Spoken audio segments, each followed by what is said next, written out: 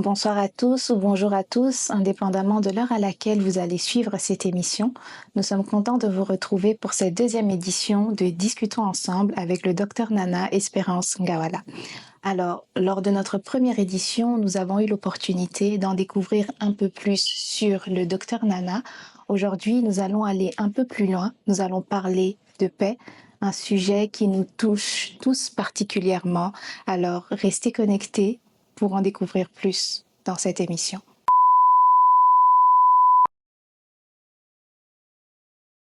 Bonsoir Dr Nana. Bonsoir Émilie, ça va? Oui, ça va, merci. Et vous? Oui, ça va bien, Dieu fait grâce. Nous sommes vraiment contents de vous retrouver aujourd'hui pour cette deuxième édition. Alors, le thème que nous allons aborder aujourd'hui, c'est trouver la paix dans les moments difficiles. Alors, nous savons que vous êtes une femme aux multiples casquettes. Alors, nous nous demandions comment vous définissiez la paix dans le contexte de votre vie, avec toutes vos responsabilités en tant que femme, leader d'une église et mère de famille. Oh. Merci Émilie, merci pour cette question.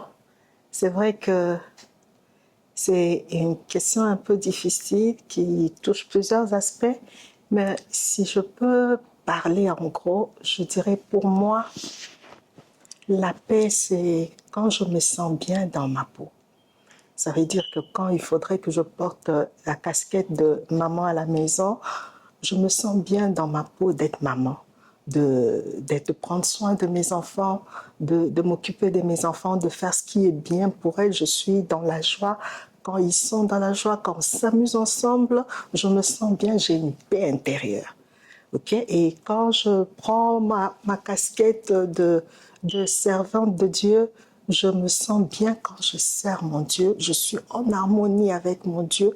Je ne suis pas, comment je dirais, dans un état de désobéissance, mais je suis dans un état où je suis contente de servir Dieu. Je suis une paix intérieure, je suis tranquille quand je suis en train de servir mon Dieu, quand je fais ce qui fait la joie de mon Dieu.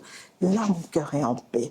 Je serais peut-être mal à l'aise si je vivais dans le péché ou dans la sanctification, mais là, je suis au service de Dieu. Je veille sur moi-même, sur mon état de spirituel, de ne pas commettre le péché. C'est vrai que nous sommes des hommes. Nous avons toujours tendance à aller de l'autre côté, mais en tant que servante, je me dis, je dois faire plaisir à mon Dieu, mais même quand le péché est couché devant moi, j'essaie de dominer sur ça et je suis en paix. Et si je peux prendre aussi ma casquette de femme, épouse, je fais ce qui est bon pour mon mari, on est en harmonie, j'ai une paix intérieure. Vous savez, quand là, pour moi, par exemple, qui porte toutes ces casquettes, si l'une des casquettes ne va pas, je manque de paix. Et tu verras que ça peut altérer sur les autres aspects de ma vie ou de ma personnalité. Donc ça veut dire pour moi, quand les trois sont en harmonie, je suis en paix et je suis calme, je suis dans un état de confiance où je sais que Dieu est avec moi. Merci beaucoup, Dr Nana. Alors pour cette deuxième question, je vais vraiment la poser en deux temps parce que nous avons l'habitude de vous voir sur la chair, prêcher avec beaucoup de courage, beaucoup de connaissances, etc. Et parfois, nous, on ne voit pas l'envers du décor. On ne voit pas lorsque vous pouvez traverser toutes sortes de tempêtes ou toutes sortes de combats. Et parfois, même les gens ne s'imaginent pas que vous aussi, vous avez des difficultés. Ma question va vous paraître un petit peu bizarre, mais est-ce que vous aussi, vous traversez des moments de tempête, des moments où aussi votre foi est mise à l'épreuve?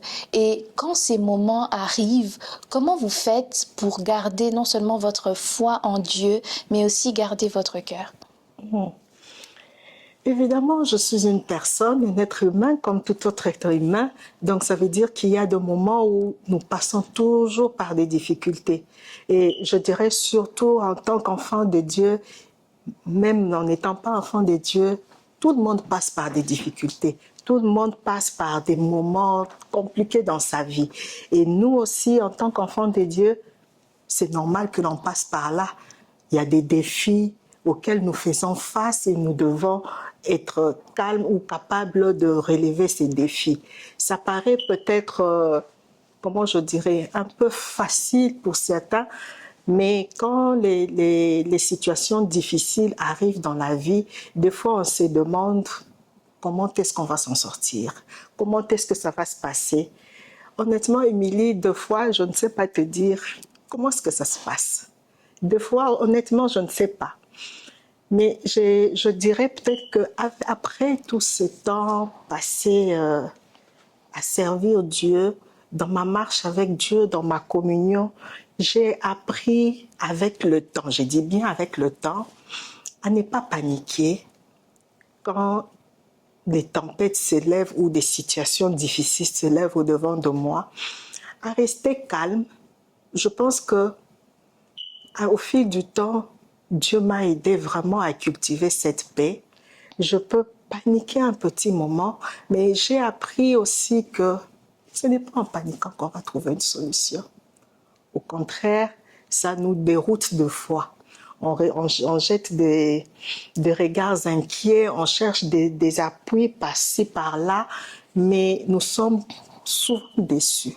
Parce que quand il y a une situation difficile qui se présente, on s'attend à ce que, que mon prochain puisse m'aider, que l'aide vienne d'une tierce personne.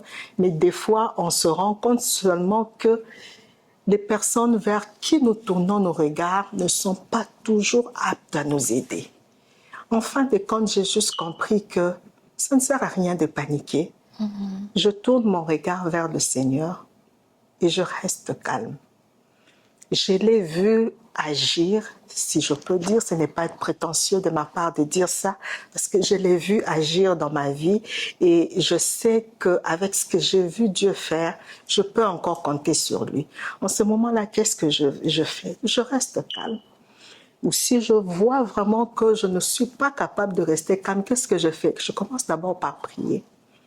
Seigneur, accorde-moi ta paix. J'ai besoin de cette paix.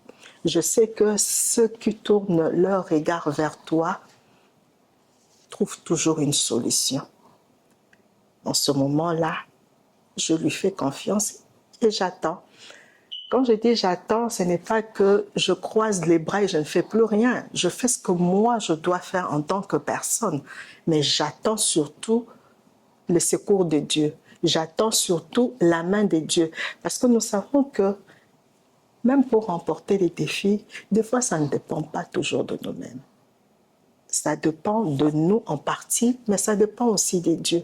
C'est Dieu qui nous accorde la force de surmonter certaines épreuves. C'est Dieu qui nous donne la capacité ou même l'intelligence de faire telle ou telle chose pour surmonter l'épreuve, pour relever les défis et passer à autre chose. Or, sans Dieu, nous ne pouvons rien faire. Qu'est-ce que je fais? Je lui fais confiance, j'attends son orientation, j'attends de voir comment est-ce qu'il attend que je fasse ou que j'agisse, et j'agis en fonction de là.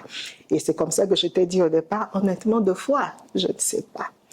Tu peux te retrouver face à une situation, tu te demandes même comment est-ce que j'arrive à manger. Comment est-ce que j'arrive quand même à dormir et en allant même dormir, tu te dis peut-être que je ne me réveillerai pas. Mais tu te rends compte seulement que tu te réveilles le lendemain et la vie continue. Et après, bon, c'est passé. Qu'est-ce que tu as fait? Je ne sais. Comment je fais? Je ne sais. Mais tout ce que je sais, moi, c'est que j'ai fait confiance à Dieu. C'est ce qui m'a fait grandir dans la foi. À chaque fois que je m'abandonne, je fais confiance à Dieu face aux situations difficiles, même quand je souffre dans mon corps, même quand je vois que tout est compliqué au-devant de moi, je me dis Dieu est là, Dieu ne m'a pas abandonné, il ne m'abandonnera pas. Et ça me donne une paix, je reste calme et je le vois agir dans ma vie. Ce que je retiens vraiment de votre réponse, c'est la confiance en Dieu et cette assurance que vous avez que Dieu est avec vous, même dans votre épreuve. Et maintenant, la question que j'aimerais vous poser, c'est que on sait que la paix, c'est aussi un synonyme de bon équilibre. Comme on l'a vu dans la première question qui vous a été posée en fonction de vos différentes casquettes. Comment arrivez-vous à équilibrer maintenant toutes ces casquettes, c'est-à-dire leader d'une église, mère de famille, épouse? Comment arrivez-vous à trouver cet équilibre, surtout dans nos pays où on n'a pas forcément d'aide extérieure, où les emplois du temps sont vraiment très compliqués? D'autres femmes pourraient même se demander comment vous faites pour arriver à rester équilibrée malgré toutes ces activités. Bon, c'est vrai que ce n'est pas difficile, mais je me dis aussi, ça dépend de notre vision, ça dépend des objectifs que nous avons à atteindre dans la vie. Et par rapport à ça, on associe l'organisation aussi. Parce que concilier épouse, mère, servante de Dieu, ça peut paraître beaucoup pour certaines personnes. On a des exemples de personnes qui se plaignent. Non, je ne peux pas faire tout ça, c'est too much pour moi, c'est patati patata. Mais je me dis toujours, quand on a un objectif à atteindre, on sait au moins comment faire pour atteindre ces objectifs. Je dirais, les difficultés qui viennent autour, ça, dépendamment de nos casquettes, ne nous empêchera pas d'atteindre les objectifs. Et en s'organisant mieux, je sais quand est-ce que je dois être une mère pour mes enfants. Ça veut dire qu'il y a un temps pour tout. Okay? Le temps pour servir Dieu, il y a un temps pour servir Dieu. Et quand c'est mon temps pour servir Dieu, je le fais à fond. Pas en partie. Et quand c'est le temps aussi pour m'occuper de mes enfants, je suis avec mes enfants à la maison, je fais ce qui est bon pour moi, pour ma maison, ainsi que pour ma famille. Je ne mélange pas les trois casquettes en même temps parce que ça nous embrouille. Si tu essayes de mélanger, tu ne trouveras pas l'équilibre et soit on va mieux se donner d'un côté et on va oublier de l'autre côté. Je prends l'exemple, surtout quand tu es une femme qui est travailleuse et puis tu dois t'occuper de ta famille. Nous avons eu beaucoup d'exemples où vous voyez que soit la femme s'est plus donnée au travail et oublie sa maison. C'est difficile dans ce contexte-là. Avec toutes ces expériences, je me dis, pour moi, la meilleure des choses, c'est de faire la part de choses. Ça veut dire, j'organise mon temps de manière à ce que je sais que quand c'est l'heure de faire telle chose, c'est uniquement à ça. Je ne mélange pas deux, trois choses au même moment. Il y a un temps pour servir et quand c'est pour me concentrer, je suis dans le service de Dieu. Je fais ce qui est bon pour le service de Dieu. Quand je suis une femme, je reste une femme en ce moment-là. Là même quand on me dit, je ne suis plus pasteur, je suis maintenant la femme au foyer qui obéit à son mari. Donc, chaque chose a son temps et chaque chose a son cadre. Donc, on ne mélange pas les trois. Si on manque d'organisation, c'est là où tu trouves que c'est difficile pour nous de trouver un équilibre. On ne sait pas s'organiser. Non, mais je dois faire ceci, je dois... Mais trouve un équilibre, organise-toi parce que on a toujours le temps de tout organiser. Il y a un temps pour tout. Et c'est seulement à l'homme de trouver le temps idéal et la manière de trouver un équilibre entre toutes ces casquettes. Okay. Donc le point principal, c'est vraiment l'organisation. Est-ce que vous pensez que c'est quelque chose que vous avez toujours eu ou bien vous l'avez appris peut-être dans le foyer ou avec le temps? Bon, je ne dirais pas que c'est quelque chose que j'ai toujours eu parce que moi aussi, à une certaine époque, je trouvais que ce serait vraiment difficile de concilier et le service de Dieu et ma vie de foyer, de famille et tout ça. À un moment donné, je trouvais que c'était difficile pour moi. Déjà, quand j'étais à Kinshasa, je trouvais que c'était difficile. Mais arriver ici aussi, où tu trouves que tu n'as personne pour t'aider, tu ne dois compter que sur toi-même et toi-même. Donc, c'était difficile. Ça m'a pris du temps à apprendre à m'organiser Parce qu'à un moment donné, je me retrouvais, je dois m'occuper des enfants qui vont à l'école. Il y a mon fils qui doit aller à ses entraînements. C'était presque tout le jour. Il fallait s'organiser avec ça. Il y a l'église de l'autre côté. Donc, ça m'a pris du temps pour... je me dis, c'est quelque chose que l'on doit cultiver. On observe, on apprend des autres et on essaye de les appliquer sur nous-mêmes et peut-être s'améliorer encore. C'est en ce moment-là que tu pourras trouver de l'équilibre. Je dirais aussi que j'ai plus travaillé avec des fonctionnaires et on parle souvent de l'équilibre entre travail et famille. Et ça m'a aussi beaucoup appris quand tu entends toutes ces dames qui sont directrices, directeurs, ministres, te donner leur stratégie, comment ils ont fait pour essayer de concilier le travail et la vie des familles, surtout qu'à un certain poste de responsabilité, c'est vraiment... tout match, il n'y a pas de temps, mais ils arrivent quand même à trouver du temps pour leur famille. Je me dis, pourquoi pas copier ça? S'ils ont pu, c'est que je suis aussi capable de le faire. Donc voilà où j'en suis. Alors, il y a sûrement des personnes qui traversent des temps de crise, des moments difficiles qui sont en train de nous suivre. Quels conseils pratiques ou spirituels vous pouvez leur donner pour faire face à ces épreuves? Bon, ça dépend des tempéraments, je dirais. Mais moi, la clé, comme je te dis, mon premier conseil, ce serait vraiment de faire confiance à Dieu. D'abord, de tourner son regard vers Dieu. Parce qu'en dehors de Dieu, on n'a pas de solution à notre problème. Les problèmes arrivent, les problèmes partent. Mais ça dépend de comment nous gérons les problèmes. Pour avoir une paix face aux problèmes, la clé, c'est Christ. Il n'y a que Christ qui peut nous donner la paix. Il nous dit, je vous donne ma paix. Il n'y a que cette paix qui pourra te permettre d'affronter les épreuves qui se présentent au-devant de toi. Parce que lui-même est la paix, et tu l'as en toi. Donc, il n'y a aucune situation qui peut te déstabiliser. Parce que tu sais au moins que je peux me décharger vers celui qui porte nos fardeaux. Et quand je me décharge, je suis légère, je deviens calme, je deviens posée, je deviens sereine. Pourquoi? Il y a déjà quelqu'un qui a porté mes fardeaux et je sais que puisque lui a porté mes fardeaux, j'aurai la victoire certaine. Donc, pour cette personne-là, je lui conseillerais: confie-toi en Christ, abandonne-toi. Il n'y a que lui qui peut te donner la solution. Si tu veux regarder vers un homme, l'homme peut te promettre aujourd'hui, l'homme peut comment je dirais, l'homme peut t'abandonner, l'homme peut te décevoir. Il peut ne pas même trouver la solution à ton problème. Parce que pour chaque situation, Dieu sait quelle est la solution qu'il nous faut. Donc, abandonne-toi et fais confiance à Dieu.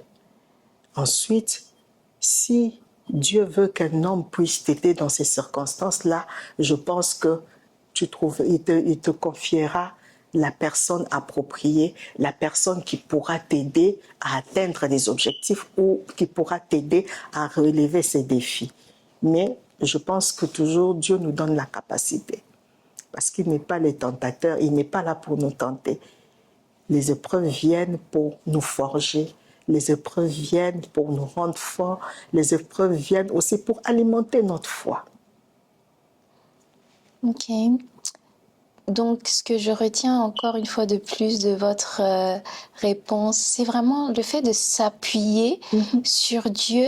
Et par rapport à ça, est-ce que vous pensez que les épreuves sont un passage obligé dans notre marche avec Dieu, où on peut juste vivre notre marche paisiblement sans forcément rencontrer des batailles, des combats?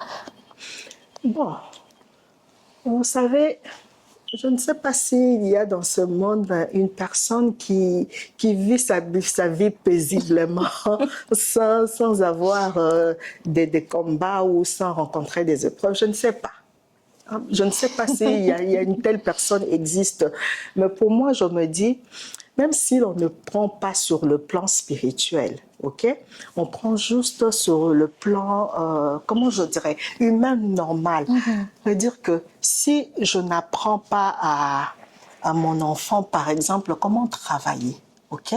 Est-ce qu'un jour il saura se défendre dans la vie?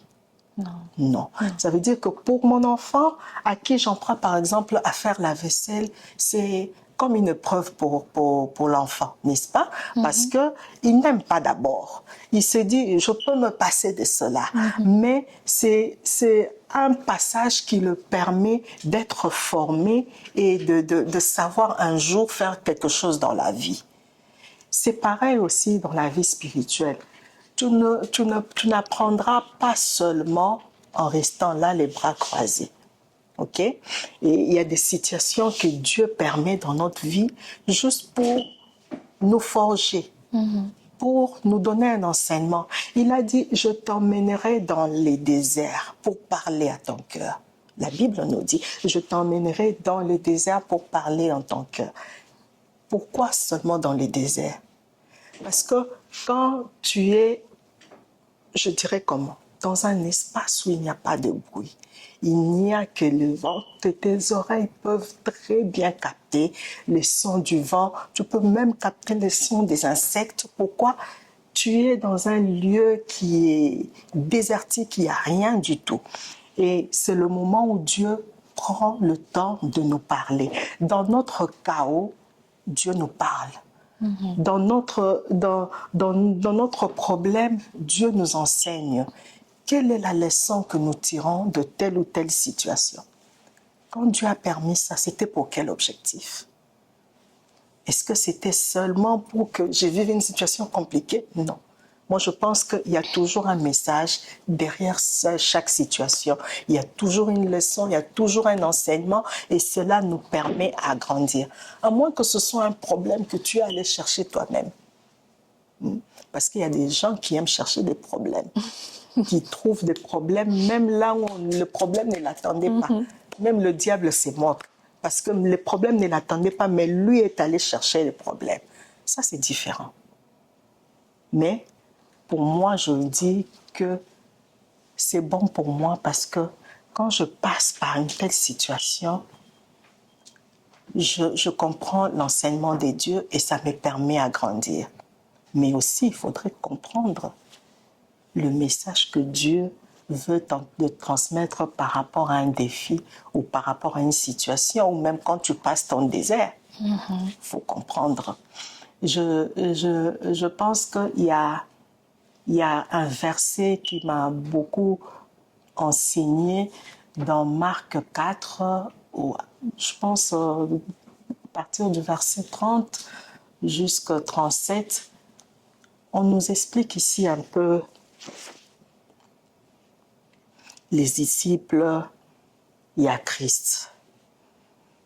Christ a dit, allons de l'autre bord. Il monte dans la barque. Christ s'endort calmement. Le vent se met à souffler. Donc, pour les disciples, c'était la mort assurée. Mais vois un peu la confiance de Dieu, de Christ lui-même qui est Dieu. Il n'était pas agité. Tu vois, la barque qui est en train de bouger, en train de secouer tout le monde autour. Mais cette confiance-là, de dormir calmement sur son oreiller, il ne bougeait pas, ça m'a enseigné. C'est pour dire que il faut juste faire confiance à Dieu, s'abandonner complètement. Et lui seul t'amènera à bon port. C'est vraiment tout un enseignement. Cette réponse est vraiment tout un enseignement. Et vous avez parlé de Marc 4. Pour cette dernière question, j'aimerais savoir quel passage de la Bible ou enseignement de Jésus vous inspire pour rester plus calme et confiante dans les moments difficiles. Ouais, pour moi, c'est d'ailleurs le meilleur enseignement.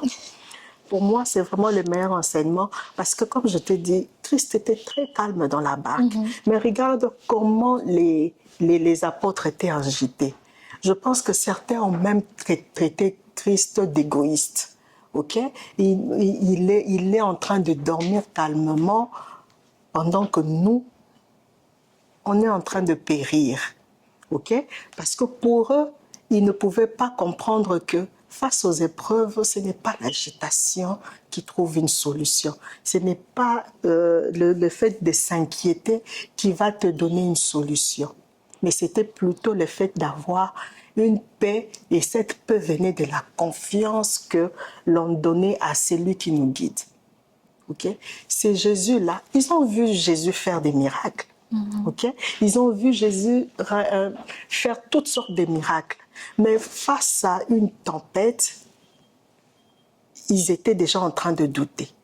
Pourtant, ils avaient le maître, celui qui pouvait guérir les malades, celui qui pouvait ressusciter les morts, celui qui pouvait ordonner aux montagnes de bouger. Il était dans la barque. Mais leur regard était où? Pour moi, ces versets, c'est vraiment le meilleur enseignement pour dire que quand tu as Christ avec toi, ça ne sert à rien de t'inquiéter ou de t'agiter pendant les moments difficiles. Quand tu as Christ avec toi, dis-toi que le Maître est avec moi. Alors je reste calme parce que celui-là qui est avec moi va s'élever. Il va dire, tais-toi. C'est ce que Christ a fait. Il a dit seulement à la mer, calme-toi, sois tranquille. Et la mer s'est arrêtée. Aussi simple que ça. L'agitation n'a pas arrêté la mer. Leurs inquiétudes n'ont rien changé. Au contraire, plus ils s'inquiétaient, plus c'était comme s'ils agitaient encore un peu plus la mer. C'est-à-dire que plus tu t'inquiètes dans ta vie, plus tu peux attirer encore des situations plus compliquées parce que tu es en train de t'inquiéter. Parce que tu es en train de remuer ciel et terre, tu es en train de regarder à gauche et à droite au lieu de te confier au maître, au lieu de te confier à celui qui peut tout. Tu es en train de t'agiter. Mais dès que tu regardes, ils ont dit, maître, tu ne vois pas qu'on est en train de mourir. Christ s'est levé et il a ordonné à la mer, il leur a juste posé une question. Pourquoi vous êtes inquiets? Pourquoi? Vous m'avez, mais vous êtes inquiet. Donc, c'est ça ma réponse. Pourquoi tu t'inquiètes quand tu as Christ en toi? Pourquoi tu t'inquiètes quand tu as celui qui guérit tout? Pourquoi tu t'inquiètes quand tu as celui qui peut te rendre prospère? Parmi les bénédictions, il nous donne toutes sortes de bénédictions, mais aussi il nous donne sa paix. Pour moi, c'est d'ailleurs la plus grande des bénédictions. Il nous donne sa paix. Ta paix t'accompagne de tout. Parce qu'il veut que tu aies la paix, il te donne tout ce que tu peux pour être en paix. Que Dieu te bénisse. Amen. Moi, personnellement, je ne sais pas vous, mais j'ai tiré une dizaine de conseils de cet instant. Mais j'ai une dernière question pour vous. Je sais que j'ai dit que c'était la dernière question, mais ce moment est tellement bénissant que j'aimerais que les personnes qui nous suivent en ressortent vraiment avec quelque chose qui va transformer leur vie et faire en sorte que leur année soit différente. S'ils doivent retenir une seule chose du temps qu'on vient de passer ensemble, des réponses que vous avez données ce soir, qu'est-ce que c'est? S'ils doivent retenir une chose, c'est vraiment faire confiance à Dieu. Ok? Pour moi, je me dis faire confiance à Dieu, c'est tourner son regard vers Dieu, le tenir par la main et lui dire, guide-moi. Je m'abandonne totalement et complètement. C'est tout. Merci beaucoup, Dr Nana, pour cet instant. C'était vraiment très bénissant. On se retrouve donc pour notre prochaine édition. À très bientôt et que Dieu vous bénisse.